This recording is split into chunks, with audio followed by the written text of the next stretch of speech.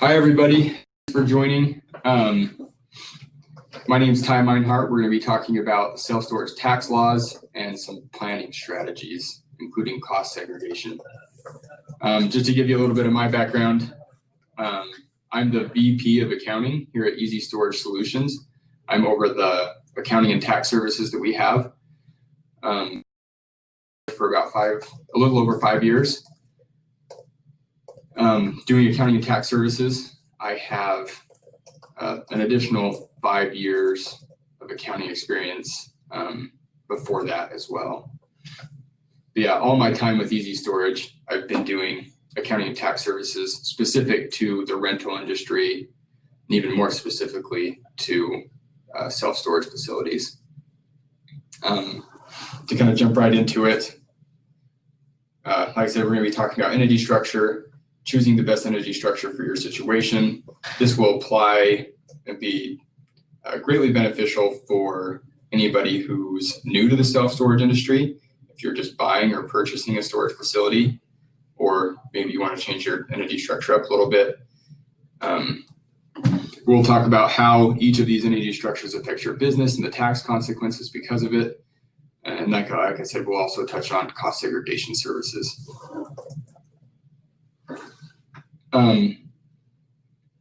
So the 5 most common entity structures that we see in a self-storage facility or in the self-storage facility industry is a sole proprietorship. This is someone who just decided to open doors and not set up any LLC at all. They just go get a business license and go to work. We'll see a limited liability company or an LLC that's set up. We'll see a partnership, which is a multi-member LLC. We'll sometimes see C corporations and we'll sometimes see S corporations, but those are very limited. The one that we like to see the most are limited liability companies or single member LLCs and the partnership, which is a multi-member LLC. Those tend to provide us the most flexible scenarios where we can allocate profit and loss to partners. We can play with contributions and distributions for each partners. It's super flexible tax-wise, and it provides the least amount of paperwork on the legal side. Just touching on C corporations, we don't see very many S corporations. I won't talk about that one. On C corporations, we typically only see C corporations in 2 scenarios. One, if you're using retirement funds to purchase or build a facility, and you want to do it tax-free, so you want to pull money out of an IRA or a 401k tax-free, then most of the time, if not all the time, you have to go through a C corporation in order to do that. The second reason we see a C corporation is if you are looking to invest in a self-storage property and are not looking to take any money out or get any sort of immediate cash flow or return on your investment, meaning that you leave the money in the C corporation for years and years. This can sometimes save on the tax side. So I want to talk about some of the most common mistakes that we see when we get approached by potential clients or we're onboarding new clients, whether they've had a professional do their work in the past or whether they've done it themselves. One of the most common mistakes that we'll see is that they'll allocate this rental activity from their storage facility to Schedule C of their tax return. And this can be done in single member LLCs or partnerships or multi-member LLC where there's a federal tax return done. So what happens in a single member LLC, there's no federal tax return that's done. All the activity from the storage facility just gets reported right on Schedule C or Schedule E of your tax return. This can happen if you put it in the wrong place on the partnership return. On the multi-member LLC, it can still be allocated to Schedule C if you put it in the wrong spot. Where it should go is Schedule E of it should all flow down to Schedule E of your personal tax return. And the reason for that is in the rental industry, rental income itself is considered passive income. So there's two types of income. There's active income, there's passive income. Rental activity, especially in the storage industry, is considered passive. When you drill down into it, the rule behind that is if it's over 30 days, if you rent to your client or tenant for over 30 days, it's considered passive rental income. And this is beneficial because it's not subject to self-employment tax. If any of you have ever had a business before, or even had a regular W-2 job, you'll see on a W-2 job, you see Social Security and Medicare taken out, which make up 7.65% of your paycheck. When you're self-employed, you pay, and on a W-2 job, your employer matches that 7.65%. So there's a total of 15.3% tax paid on wages or income. When you're self-employed, you typically have to pay that whole 15.3% as if you're the employee and the employer. So yeah, we'll see when rental activity is allocated to Schedule C, it becomes subject to self-employment tax. And that's incorrect because like I mentioned before, rental activity itself is considered passive according to tax law and should be reported on Schedule E, where it's not subject to self-employment tax. Active income is typically income from other businesses that provide any sort of service or require you to be active in the service or by earning your income. Any W-2 wages that you have is considered active income. And that actually leads right into our cost segregation topic. Whenever we have a potential client or even a current client that approaches us and asks us whether or not a cost segregation is worth it for their facility or for their situation, this idea and this conversation behind passive and active income always comes up. For those of you who don't know what a cost segregation is, it's a way to depreciate a lot or most of your property in 1 year. So what will happen is you'll have, there are companies out there that are specific cost segregation companies that provide those types of services that will actually come to your facility. They'll inventory all of your assets. They'll take into consideration how much square footage of cement you have. They'll count every lock. They'll count every door. They'll count every light structure. They break down all of your assets. And then they use tax law to depreciate most of those assets in 1 year. So what happens when you do that is you end up most of the time taking a significant loss in 1 year.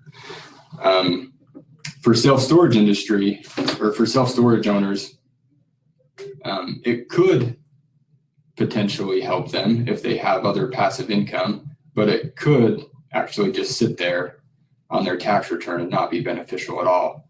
So you'll notice at the bottom there, I have passive losses cannot offset active income. So this is, like I said, this is the conversation that ends up coming up. What you'll want to do when you're looking at a cost segregation study, and in fact, most of the time when a cost segregation company approaches you or you approach a cost segregation company, they'll do an initial evaluation for you for free and say, hey, it's going to cost us $5,000 to do the cost segregation. We can save you 50,000 tax dollars, which again may or may not be true. It all depends on what you have going on personally and if you have other storage facilities and other passive income. So what happens is in the self-storage industry is you'll have a self-storage owner that does this cost segregation study. They'll take a significant amount of depreciation in 1 year and they'll create this significant passive loss in the storage facility that ends up flowing through to their personal tax return. And when that passive loss gets to the personal tax return, it can't offset any W-2 income. It can't offset any other active income from other businesses that you have. It can offset other passive income that you have. So if you have cost segregation studies can be beneficial if you have the income to offset it. And that's the key when you're looking at cost segregation studies. If you have 4 or 5 other storage facilities that are all generating a significant amount of income, and you acquire another storage facility, it may be beneficial to do a cost segregation on this newly acquired storage facility to create a big passive loss to offset all this other passive income that you have from other storage facilities. But if you don't have the passive loss or the passive income to offset the passive loss from the cost segregation, it does you no good to do the cost segregation. I'm not saying that you lose that lose that loss, but what happens is you generate this big loss and it flows down to your personal tax return, and it sits there until you do have the passive income to offset it. So it's just going to sit there and offset passive income as quickly as it can, and it will sit there as long as it takes to until it's drained out. One misconception that we've seen with people that have approached us with cost segregation is that they think that it creates more depreciation, and it doesn't create any more depreciation. It simply accelerates the timing in which you take the depreciation. So if you buy a storage facility that's $500,000, you have $500,000 to depreciate, whether that's over 39 and a half years or that's all up front in year one. You still have the same amount of depreciation. A cost segregation study does not create any more depreciation. Like I said, it simply accelerates the time that you take that depreciation. There are some benefits to doing a cost segregation. Like I said, if you have other facilities, if you have the passive income to offset it, then it can be beneficial to pay to have the cost segregation done, to save the tax dollars, and to have cash in your pocket right now versus down the road. I want to open up the channel or chat for any questions we may have. I know we kind of went through a lot there. Does anybody have any questions?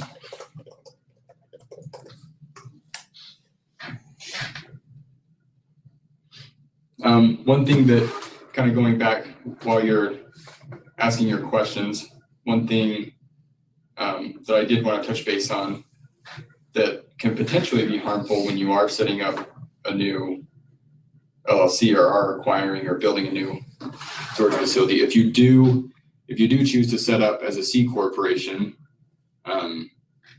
there is the potential for double taxation, if you've ever heard that term.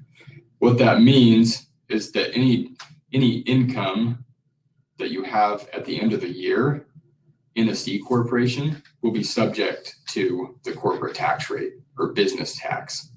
And then, so one, it's subject to business tax. And then when you just try and distribute that money out to yourself, it's taxed again at the personal level on your personal tax return. That's where the term double taxation comes in.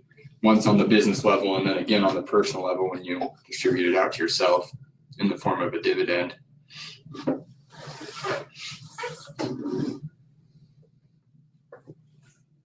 We have any questions that have came in yet? If I was going to avoid double taxing a C Corp just by not taking personal dividend ever. Okay, good question.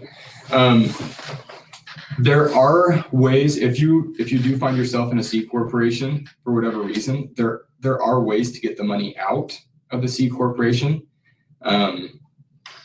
without it being taxed. One way that I've seen it done in the past and that we have done it for another client, is by setting up another LLC and pretty much saying, so you have your C corporation and this second LLC that you've set up, and you'll use this newly formed LLC to rent the storage facility from the C corporation. And you want to do it in the form of rent. So what happens is, say, hey, LLC over here is going to rent the storage facility from the C corporation. This LLC will now collect all of the rents and pay all the operating expenses, and then it will pay rent to the C corporation.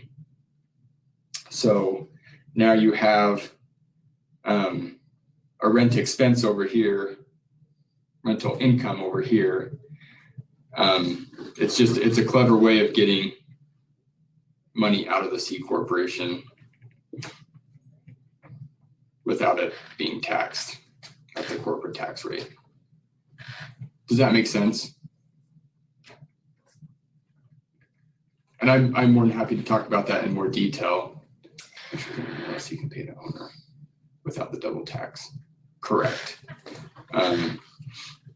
The activity from the LLC would just flow through to the personal tax return and just get taxed once on your personal tax level versus at the C Corp.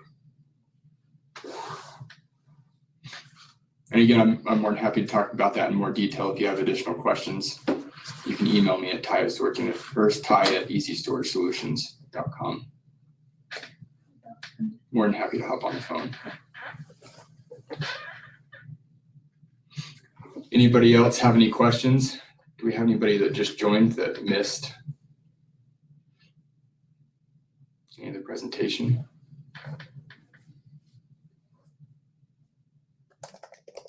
Well, I'll have to wrap it up here. But if anybody does have any additional questions, feel free to email me at ty@easystorage.com. I'm more than happy to hop on the phone and answer any of your questions or go through any specific situations that you have that are unique to you. Thanks for joining on, guys.